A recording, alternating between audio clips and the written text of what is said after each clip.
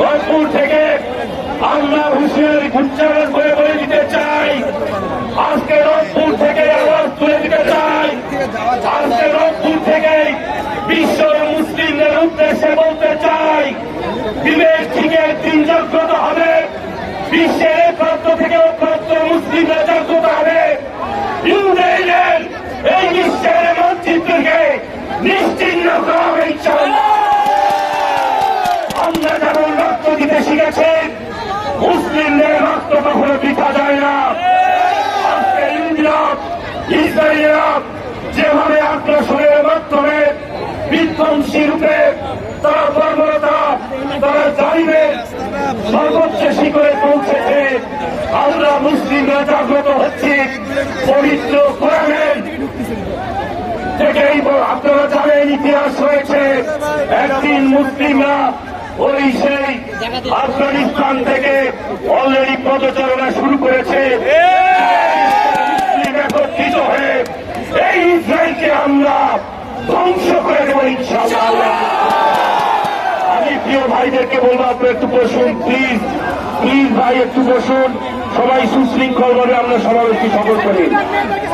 সবাই একসাথে আল্লাহ ধরে উচ্চারণ করে নারায়ে তাকবীর, নারায়ে তাকবীর, নারায়ে তাকবীর।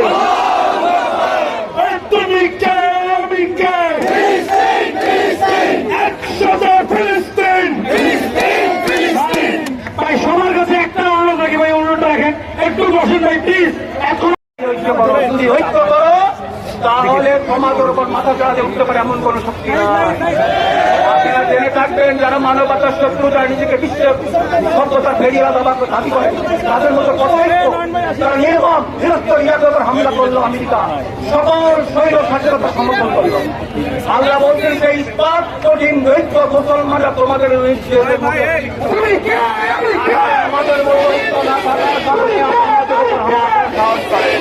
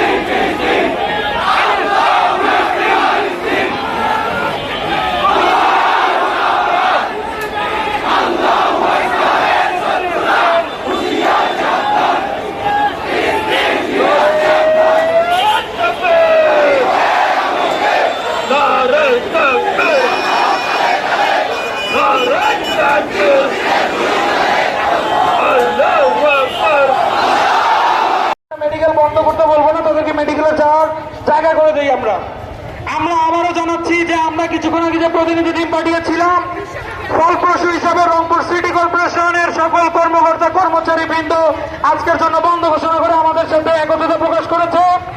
বিভিন্ন শিক্ষা প্রতিষ্ঠান আমাদের মাঝে এসে পৌঁছাচ্ছেন।